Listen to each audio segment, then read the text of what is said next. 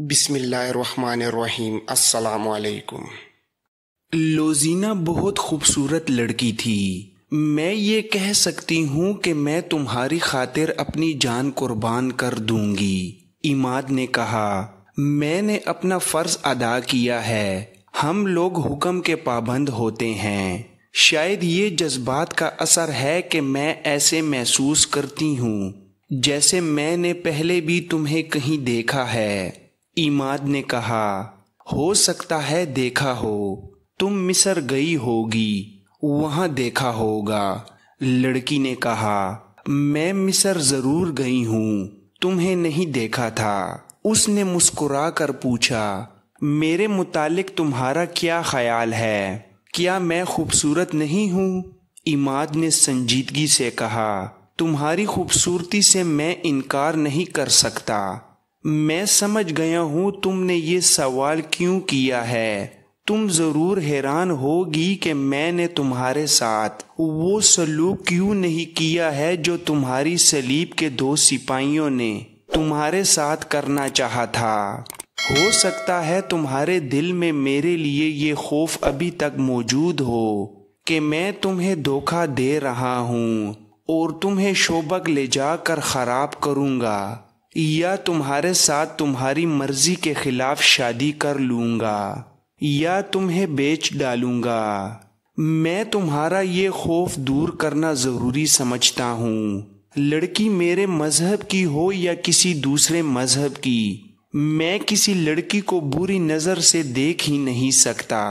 اس کی وجہ یہ ہے کہ میں جب 13-14 سال کا تھا تو میری ایک چھوٹی سی بہن اغوا ہو گئی تھی۔ اس کی عمر 6-7 سال تھی۔ 16 سال گزر گئے ہیں۔ اسے شوبک کے عیسائی اٹھا لے گئے تھے۔ میں نہیں جانتا کہ وہ زندہ ہے یا مر گئی ہے۔ اگر زندہ ہے تو وہ کسی امیر کے حرم میں ہوگی یا تمہاری طرح جاسوسی کرتی پھر رہی ہوگی۔ میں جس لڑکی کو دیکھتا ہوں اسے اپنی بہن سمجھ لیتا ہوں۔ اسے بری نظر سے اس لیے نہیں دیکھتا کہ وہ میری گمشدہ بہن ہی نہ ہو۔ میں تمہیں صرف اس لیے شوبک لے جا رہا ہوں کہ محفوظ رہو۔ میں جانتا تھا کہ صحرا میں اکیلے جانے اور پیدل چلنے سے تمہارا کیا حشر ہوتا، اور تم کسی کے ہاتھ چڑھ جاتی تو تمہارا حال وہی ہوتا جو تمہارے اپنے صلیبی بھائی کرنے لگے تھے۔ مجھے اپنی خوبصورتی کا احساس نہ دلاؤ، میں اس احساس کے لحاظ سے مردہ ہوں۔ مجھے لذت ان صحراؤں میں صلیبیوں کے تعاقب میں گھوڑا دوڑاتے اور ان کا خون بہاتے ملتی ہے۔ لڑکی اسے عجیب سی نظروں سے دیکھ رہی تھی۔ اس کی آنکھوں میں پیار کا تاثر تھا۔ اس کے ساتھ ایسی باتیں کسی نے نہیں کی تھی۔ اسے بے حیائی اور عیاری کے سبق دیے گئے تھے، اور اس کی باتوں اور چال ڈال میں بڑی محنت سے جنسی کشش پیدا کی گئی تھی۔ اسے ایک بڑا ہی خوبصورت فریب بنایا گیا تھا۔ اس پر حسن اور شراب کا نشہ طاری کیا گیا تھا۔ اسے عصمت کے موتی سے محروم رکھا گیا تھا، اور وہ اس ٹریننگ کے بعد اپنی ساتھی لڑکیوں کی طرح اپنے آپ کو مردوں کے دلوں پر راج کرنے والی شہزادی سمجھنے لگی تھی۔ اسے یہ بھی یاد نہیں رہا تھا کہ اس کا گھر کہاں ہے اور اس کے ماں باپ کیسے تھے۔ عماد کی جذباتی باتوں نے اس کی ذات میں ایک عورت کے جذبات بیدار کر دیے۔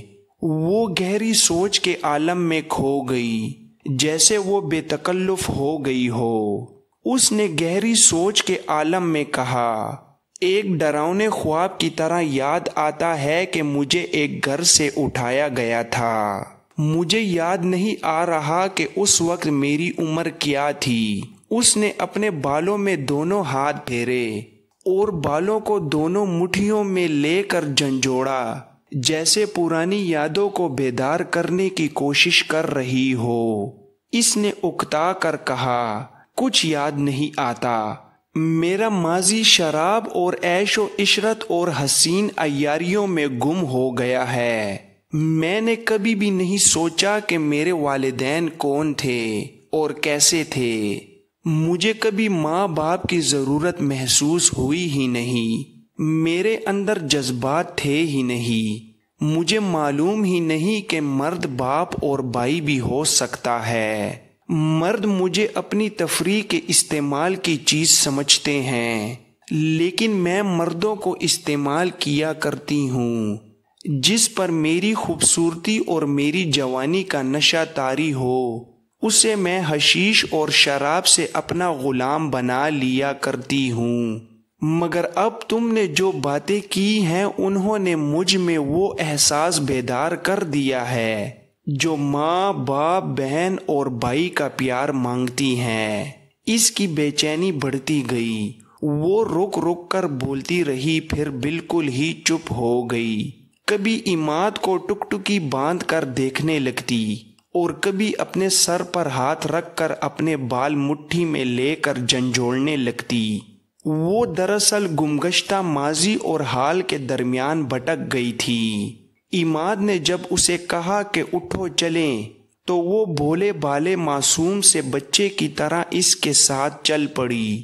ان کے گھوڑے انہیں پہاڑی علاقے سے بہت دور لے گئے، تو بھی وہ عماد کو دیکھ رہی تھی۔ صرف ایک بار اس نے ہنس کر کہا، مرد کی باتوں اور وعدوں پر میں نے کبھی اعتبار نہیں کیا۔ میں سمجھ نہیں سکتی کہ میں کیوں محسوس کر رہی ہوں کہ مجھے تمہارے ساتھ جانا چاہیے۔ عماد نے اس کی طرف دیکھا اور مسکرا دیا۔ وہ جب شوبک کے دروازے پر پہنچے تو اگلے روز کا سورج طلوع ہو رہا تھا۔ وہ صحرا میں ایک اور رات گزار آئے تھے۔ عماد لڑکی کو جہاں لے جانا چاہتا تھا اس جگہ کے متعلق پوچھ کر وہ چل پڑا۔ گھوڑے شہر میں سے گزر رہے تھے، لوگ ایونا کو رک رک کر دیکھ رہے تھے۔ چلتے چلتے عماد نے ایک مکان کے سامنے گھوڑا روک لیا اور بند دروازے کو دیکھنے لگا۔ ایونا نے اس سے پوچھا، یہاں کیوں رک گئے؟ اس نے جیسے کچھ سنا ہی نہ ہو۔ دروازے کے قریب جا کر گھوڑے پر بیٹھے بیٹھے اس نے دروازے پر آہستہ آہستہ ٹھوکریں ماریں۔ ایک بزرگ صورت انسان نے دروازہ کھولا۔ عماد نے عربی زبان میں پوچھا، یہاں کون رہتا ہے؟ بوڑھے نے جواب دیا، کوئی نہیں، عیسائیوں کا ایک خاندان رہتا تھا، ہماری فوج آ گئی تو پورا خاندان بھاگ گیا ہے، اب آپ نے اس پر قبضہ کر لیا ہے۔ بوڑھا ڈر گیا، اس نے دیکھا کہ یہ سوار فوجی ہے اور اس سے باز پرس کر رہا ہے کہ عیسائی کے مکان پر اس نے کیوں قبضہ کر لیا ہے، جبکہ سلطان ایوبی نے منادی کے ذریعے حکم جاری کیا ہے کہ کسی مسلمان کی طرف سے کسی عیسائی کو کوئی تکلیف نہ پہنچے ورنہ سزا سخت دی جائے گی۔ بوڑھے نے کہا، میں نے قبضہ نہیں کیا، اس کی حفاظت کے لیے یہاں آ گیا ہوں، میں اسے بالکل بند کر دوں گا۔ اس کا مالک زندہ ہے، وہ مسلمان ہے اور 15-16 سال سے بیگار کیمپ میں پڑا ہے۔ عماد نے پوچھا، کیا امیر مصر نے انہیں کیمپ سے رہا نہیں کیا؟ بوڑھے نے جواب دیا، وہاں کے سب مسلمان آزاد ہیں مگر ابھی کیمپ میں ہی ہیں۔ ان سب کی حالت اتنی بری ہے کہ قابل احترام سالار اعظم ایوبی نے ان کے لیے دودھ، گوشت، دوائیوں اور نہایت اچھے رہن سہن کا انتظام وہیں کر دیا ہے۔ بہت سے طبیب ان کی دیکھ بھال کر رہے ہیں، ان میں جس کی صحت بحال ہو جاتی ہے اسے گھر بھیج دیا جاتا ہے۔ وہاں جو رہتے ہیں انہیں ان کے رشتہ دار وہیں ملنے آ جاتے ہیں۔ اس مکان کا مالک بھی وہی ہے، ایک تو اس کا بڑھاپا ہے اور دوسرا کیمپ کی 15-16 سالوں کی اذیتیں۔ بیچارہ صرف زندہ ہے، میں اسے دیکھنے جایا کرتا ہوں، امید ہے صحت یاب ہو جائے گا۔ میں نے اسے بتا دیا تھا کہ اس کا مکان خالی ہو گیا ہے۔ عماد نے پوچھا، اس کے رشتہ دار کہاں ہیں؟ کوئی بھی زندہ نہیں ہے، بوڑھے نے جواب دیا اور 3-4 گھر چھوڑ کر ایک مکان کی طرف اشارہ کر کے کہا، وہ میرا ذاتی مکان ہے، میں ان لوگوں کا صرف پڑوسی تھا، آپ مجھے ان کا رشتہ دار بھی کہہ سکتے ہیں۔ عماد نے یہ پوچھ کر کہ اندر مستورات تو نہیں ہیں، گھوڑے سے اتر کر اندر چلا گیا، کمروں میں گیا، دیواروں پر ہاتھ پھیرا۔ ایونا بھی اندر چلی گئی۔ اس نے عماد کو دیکھا، وہ آنسو پونچھ رہا تھا۔ ایونا نے آنسوؤں کی وجہ پوچھی تو اس نے جواب دیا، اپنے بچپن کو ڈھونڈ رہا ہوں، میں اس گھر سے بھاگا تھا، یہ میرا گھر ہے۔ اس کے آنسو بہنے لگے۔ اس نے بوڑھے سے پوچھا، ان کے رشتہ دار مر گئے ہیں؟ ان کی کوئی اولاد بھی تھی؟ صرف ایک لڑکا بچا تھا جو ڈاکوؤں سے بچ کر میرے گھر آ گیا تھا۔ بوڑھے نے جواب دیا، اسے میں نے شام کو روانہ کر دیا تھا، اگر یہاں رہتا تو مارا جاتا۔ عماد کو وہ رات یاد آ گئی جب وہ اس گھر سے بھاگ کر پڑوسی کے گھر جا چھپا تھا۔ وہ یہی پڑوسی تھا، مگر اس نے بوڑھے کو بتایا نہیں کہ وہ لڑکا جسے اس نے شوبک سے شام کو روانہ کر دیا تھا، وہ یہی جوان ہے جسے وہ یہ کہانی سنا رہا ہے۔ عماد کے لیے جذبات پر قابو پانا محال ہو گیا، لیکن وہ سخت جان فوجی تھا۔ اس نے بوڑھے سے کہا، میں اس مکان کے مالک سے ملنا چاہتا ہوں، مجھے ان کا نام پتہ بتا دو۔ بوڑھے نے اس کے باپ کا نام بتا دیا۔ عماد کو اپنے باپ کا نام اچھی طرح سے یاد تھا۔ بوڑھے نے کہا، اس لڑکے کی ایک بہن بھی تھی، بہت چھوٹی سی، اسے عیسائیوں نے اغوا کر لیا تھا۔ اسی زمن میں اس گھر کے سارے افراد عیسائیوں کے ہاتھوں قتل ہو گئے۔ عماد نے لڑکی سے کہا، ایونا، اپنے مقدس صلیب کے پرستاروں کی کرتوت سن رہی ہو؟ ایونا نے کوئی جواب نہ دیا۔ وہ چھت کو دیکھنے لگی۔ اس نے کمرے کے دروازے کے ایک کواڑ کو بند کیا اور اس کی الٹی طرف دیکھنے لگی۔ کواڑ پر 3-4 چھوٹی چھوٹی اور گہری لکیریں کھدی ہوئی تھیں۔ وہ بیٹھ کر ان لکیروں کو بڑی غور سے دیکھنے لگی۔ عماد اسے دیکھ رہا تھا۔ ایونا لکیروں پر ہاتھ پھیرنے لگی۔ وہ اٹھی اور دوسرے کمرے میں چلی گئی، وہاں بھی کواڑوں پر ہاتھ پھیر کر کچھ ڈھونڈنے لگی۔ عماد نے جا کر اس سے پوچھا، کیا دیکھ رہی ہو؟ لڑکی مسکرائی اور بولی، تمہاری طرح میں بھی اپنا بچپن ڈھونڈ رہی ہوں۔ اس نے عماد سے پوچھا، یہ تمہارا گھر تھا؟ تم یہیں سے بھاگے تھے؟ عماد نے جواب دیا، ہاں یہیں سے، اور اسے سنا دیا کہ کس طرح ان کے گھر پر عیسائیوں نے حملہ کیا اور اس کی ماں اور بڑے بھائی کو قتل کر دیا تھا۔ وہ آج تک یہ سمجھ رہا تھا کہ اس کا باپ بھی قتل ہو گیا ہے، لیکن یہ بوڑھا بتا رہا ہے کہ باپ کیمپ میں زندہ ہے۔ تم نے اس بوڑھے کو بتا دیا ہے کہ وہ لڑکے تم ہی ہو جسے اس نے پناہ دی تھی۔ میں بتانا نہیں چاہتا، اس نے تذبذب کے عالم میں کہا۔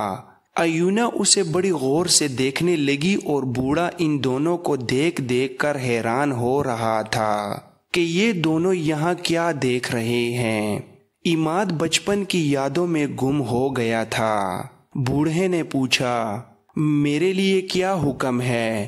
عماد چونکا اور حکم دینے کے لہجے میں بولا، اس مکان کو اپنی نگرانی میں رکھیں، یہ آپ کی تحویل میں ہے۔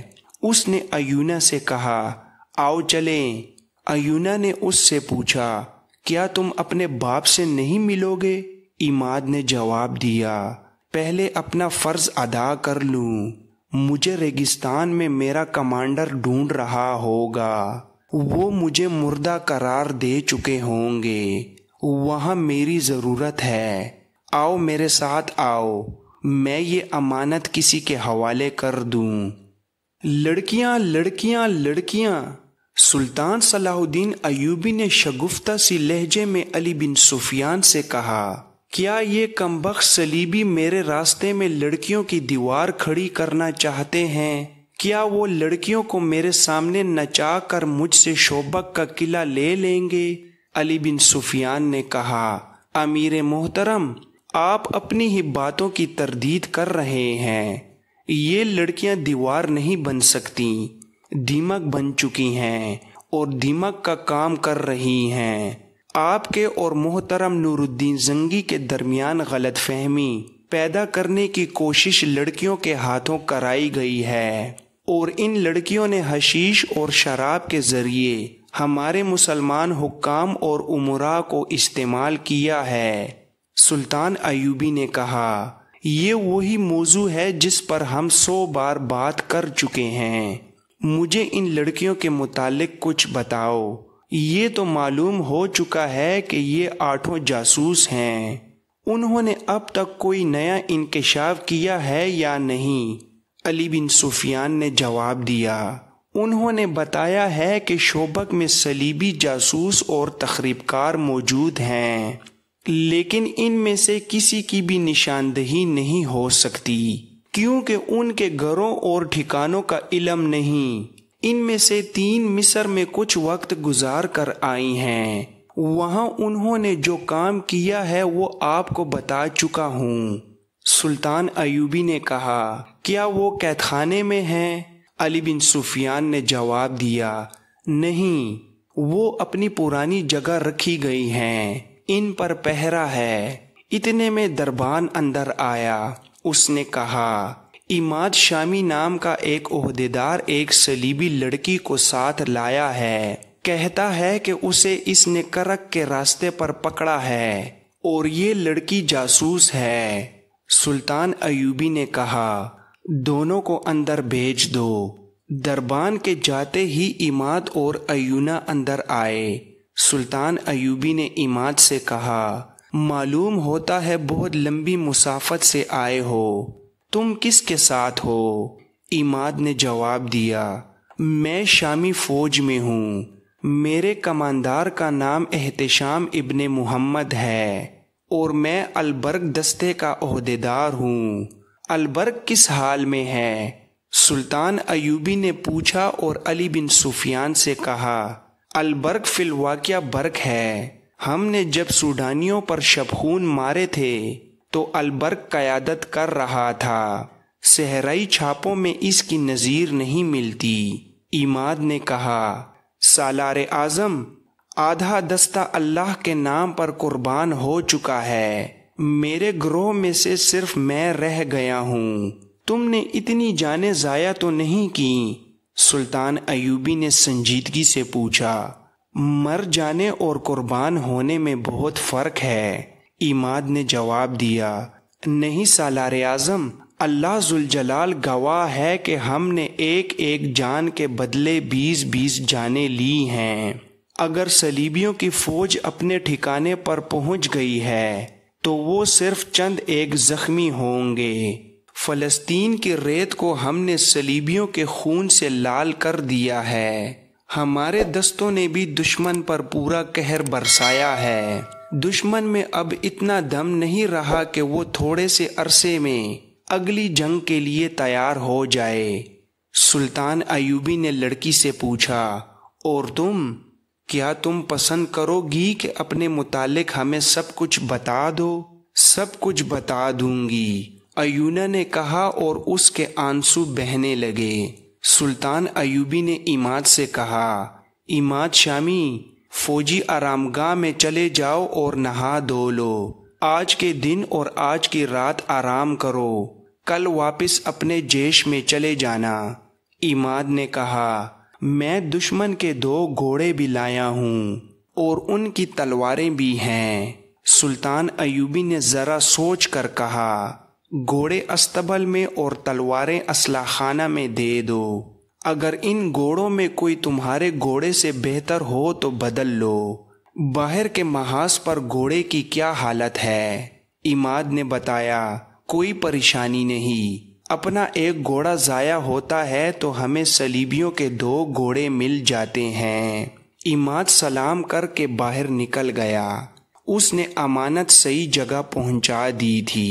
ادھر سے تو وہ فارغ ہو گیا، لیکن اس کے دل پر بوجھ تھا۔ یہ جذبات کا بوجھ تھا، یہ بچپن کی یادوں کا بوجھ تھا، اور یہ اس باپ کی محبت کا بوجھ تھا جو کیمپ میں پڑا تھا۔ وہ تذبذب میں مبتلا تھا۔ جنگ ختم ہونے تک وہ باپ سے ملنا نہیں چاہتا تھا۔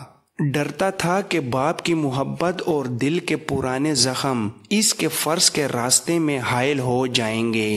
وہ اپنے گھوڑے کے پیچھے 2 گھوڑے باندھے استبل کی طرف جا رہا تھا۔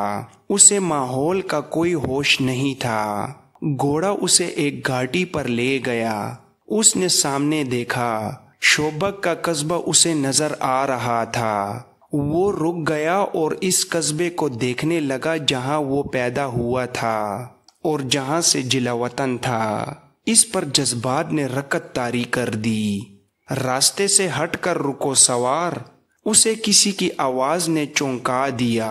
اس نے گھوم کر دیکھا، پیچھے ایک گھڑ سوار دستہ آ رہا تھا۔ اس نے گھوڑے ایک طرف کر لیے۔ جب دستے کا اگلا سوار اس کے قریب سے گزرا تو عماد سے پوچھا، باہر سے آئے ہو؟ وہاں کی کیا خبر ہے؟ اس نے جواب دیا، اللہ کا کرم ہے دوستو، دشمن ختم ہو رہا ہے، شوبک کو کوئی خطرہ نہیں۔ دستہ آگے چلا گیا تو عماد دائیں طرف چل پڑا۔